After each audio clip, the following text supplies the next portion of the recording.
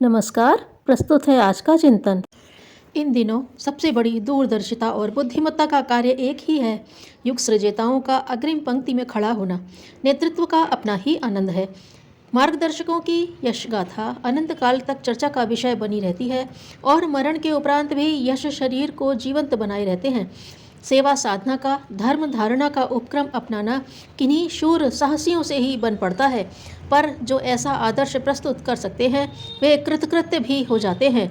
अनुकरण करने वालों के लिए ऐसी परंपरा विनिर्मित करते हैं जिसका अवलंबन लेकर वे भी साधारण न रहकर असाधारण बन सकें। ऐसों को ही देव मानव या युग पुरुष की संज्ञा मिलती है।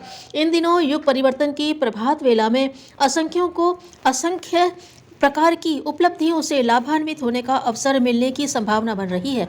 सबसे अधिक नफ़े में वे रहेंगे जो इन दिनों युग धर्म के निर्वाह में दत्त चित्त रहेंगे, नवसृजन के संदर्भ में कुछ बढ़ चढ़कर काम करेंगे, जिनमें संवेदना, भाव चेतना और दूरदर्शिता के तत्व किसी भी अनुपात में जीवित हैं।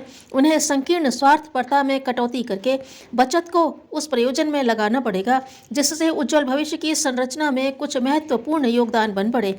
ऐसे लोगों के लिए प्रमुख कर्तव्य एक ही बनता है, लोकमानस का परिष्कार, दृष्टिकोण और क्रियाकलापों में सतयुगी परंपरा का प्रतिष्ठापन। मोटे शब्दों में यह विचार क्रांति है जिसमें समूची मानवता को नए सिरे से नए भाग्योदय का सौभाग्य उपलब्ध हो सके।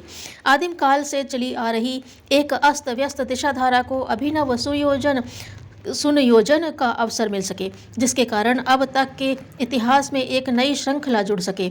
इस दृष्टि से सर्वसाधारण के लिए सामान्य रीति से विशेष अनुपम उपलब्धियां हस्तगत करने का अवसर मिल सके।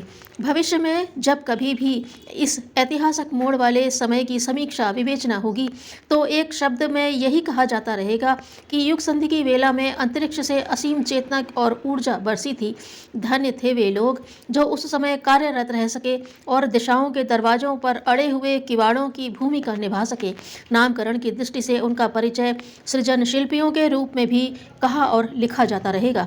विचार क्रांति अपने समय की सबसे बड़ी मांग है। जनमानस का परिष्कार किए बिना वह कुछ भी संभव न हो सकेगा जो भविष्य के संबंध में सोचा, चाहा और निर्धारित किया गया हो। समस्त समस्याओं की जड़ एक ही केंद्र पर केंद्रित है।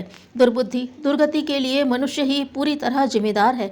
यदि मनुष्य को यही सोचने और सही करने भर की मानसिकता बनाने का अवसर मिल सके तो समझना चाहिए कि प्रस्तुत अगणित समस्याओं, विभीषिकाओं और अवांछनीयताओं के घटाटोप से छुटकारा पाने का सहज सुयोग हस्तगत हो गया। यह सब अनायास ही घटित हो जाने वाला नहीं है। उसके लिए प्रमुख भूमिका अग्रगामियों की होगी, जिनके सम्मिलित प्रयास से समुद्र पर सेतु बांधने, गोवर्धन उठाने, स्वतंत्रता उपलब्ध करने और परिव्राजकों द्वारा समस्त संसार में धर्म चक्र प्रवर्तन जैसे अविस्मरणीय अवसरों की नए सिरे से वही पुनरावृत्ति हुई समझी जा सके। युग शिल्पियों को उसी के समतुल्य माना जाएगा। जनमानस का परिष्कार करने की महती आवश्यकता को पूरी करने में जिनका मन उपयुक्त भूमिका निभाने के लिए हुलसित हो, उन्हें प्रयास का आरंभ अपने आप से करना होगा। दूसरों से कुछ करने के लिए कहा जाए तो यह आवश्यक नहीं कि वह परामर्श को मान ही ले और मार्गदर्शक के अनुरूप अपनी गतिविधियों को मोड़ ही ले, किंतु अपने आप के लिए तो उस अनुशासन का परिपालन हर मनस्वी के लिए सहज संभव हो सकता है। अपने ऊपर तो अपना अधिकार पूरी तरह है ही, फिर उसमें अवज्ञा का प्रश्न सामने ही नहीं आ सकेगा। अपने को सुधार लिया जाए तो अन्यान्यों को उसका अनुकरण करने के लिए प्रस्तुत वातावरण ही दबाने दबोचने में पूरी तरह समर्थ हो सकता है।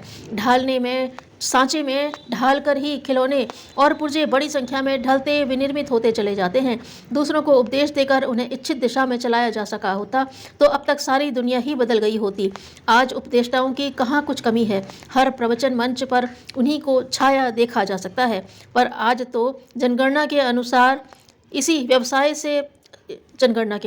80 लाख से अधिक धर्मधारी अपनी आजीविका इसी व्यवसाय से प्राप्त करते हैं। इसके अतिरिक्त कथावाचकों, कीर्तनकारों, उपदेशकों और मार्गदर्शकों में अपने को सम्मिलित बताने वालों की संख्या प्रायः इतनी ही और हो सकती है। इस प्रकार अपने देश में ही तथाकथित मार्गदर्शक प्रवक्ताओं की संख्या 1 करोड़ से ऊपर निकल जाती है। धर्म, राजनीति, समाज, विभिन्न वर्गों के संगठन पर छाए हुए इतनी बड़ी संख्या वाले मार्गदर्शक प्रवक्ताओं द्वारा किसी किसी भी क्षेत्र को, किसी भी मंच को सुनियोजित करने में सफलता क्यों नहीं मिल रही? इस अत्यंत विकट किंतु साथ ही अत्यंत सरल प्रश्न का उत्तर एक ही है कि दूसरों से जो कराने की अपेक्षा की जाती है उसमें अग्रणी कहलाने वाले प्रायः असफल ही रहते हैं। कथनी और करनी में अंतर रहने पर उनका प्रभाव शून्य के बराबर रह जाता है। रंगमंच पर आकर्षक वेशभूषा बनाकर अभिनेता न जाने क्या क्या बकते गाते रहते हैं, पर इन नारों का वास्तविकता जानने के कारण दर्शकों में से कोई मनोरंजन पाने के लिए ऐसा कुछ उपलब्ध नहीं करता जिससे प्रभावित होकर आदर्शवादी रीति नीति अपना सकना संभव हो सके। बुरा तो अपने संचित कुसंस्कार और अनाचारियों का समुदाय है जो पतन पराभव का कुयोग जुटा देता है। बात ऊंचा उठने और आगे बढ़ने की है। इस प्रयास में सफलता मात्र उन्हीं को मिलती है जो प्रतिपादनों को अन्यान्यों पर थोपने से पहले अपने आप को तदनुरूप बनाने में समर्थ हो सके हैं। निष्णात अध्यापक ही छात्रों का समुचित अध्यापन करा सकने में समर्थ होते हैं। जो स्वयं ही बेपढ़े हों वे दूसरों का क्या पढ़ाएं? जो स्वयं ही संगीत कला में प्रवीण नहीं, वह संगीत विद्यालय की अधिष्ठाता होने की घोषणा करें तो उसे उपहासास्पद ही माना जाएगा। उपदेश इन दिनों प्रायः सर्वथा असफल इसी कारण से हो रहे हैं कि उपदेशक का जो दूसरों से कराना चाहते हैं उसे निजी जीवन में समाविष्ट करके यह सिद्ध नहीं कर पाते कि जो कहा गया है वह व्यावहारिक भी है। यदि उचित, व्यावहारिक और लाभप्रद रहा होता तो उपदेशों के अनुरूप प्रवक्ता ने सर्वप्रथम अपने को उस विद्या को अपनाकर लाभान्वित किया होता।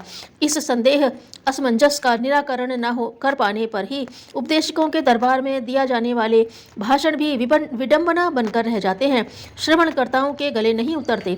भाषण परामर्शों से भावुकों को अवांछनीयता की दिशा में भड़काना, उत्तेजित करना तो संभव है, पर संभावना बनेगी ही नहीं कि उत्कृष्टता अपनाकर संयम बरतने और परामर्श प्रयोजनों के लिए किसी को अग्रणी किया जा सके।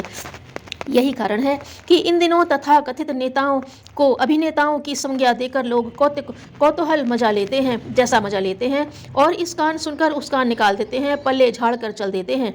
बाद में उस कौतुक के प्रति व्यंग उपहास करते हुए मजमा जमाने की खूबी को बहुरूपिया स्तर की संज्ञा देते हुए उसकी निंदा तक करते देखे जाते हैं। विशेषतया यह प्रक्रिया जब तेजी से उभरती देखी जाती है, जब प्रसंग आदर्शवादिता अपनाने के लिए, सिद्धांतों को अपनाने के लिए लोगों से कहा जा रहा हो।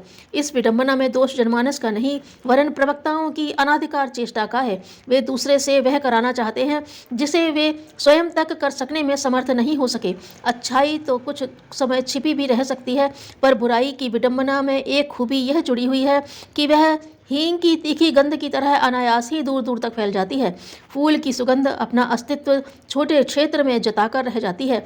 अनाधिकार धर्मोपदेशक खोटे सिक्के की तरह मात्र विक्षोभ और अंधविश्वास ही भड़काते हैं। बुराई बढ़ाने में तो नशेबाजों के, व्यभिचारियों के, गुंडागिरी अपनाने वाले आवारा लोगों के गिरोह अनेकों को प्रभावित करने और चंगुल में फंसा लेने में आए दिन सफल होते रहते हैं, पर उत्कृष्टता की दिशा में सहमत और प्रेरित कर सकना मात्र उन्हीं के लिए संभव होता है जो लोक शिक्षण के लिए विनिर्मित किया गया है। उसका प्रयोग परीक्षण यदि अपने ऊपर कर लिया गया है तो उनके परामर्श, उपदेशों और आवाहनों को शिरोधार्य करने वालों की भी कमी नहीं पड़ी है। ऐसे प्राणवान, कर्मठ, आदर्शवादी सिद्धांतवादियों की कमी नहीं है।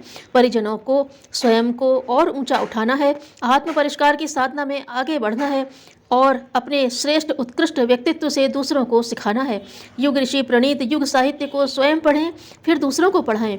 पढ़े हुए पर स्वयं आचरण करें ताकि दूसरों को भी वैसा ही बनने की प्रेरणा दी जा सके। धन्यवाद।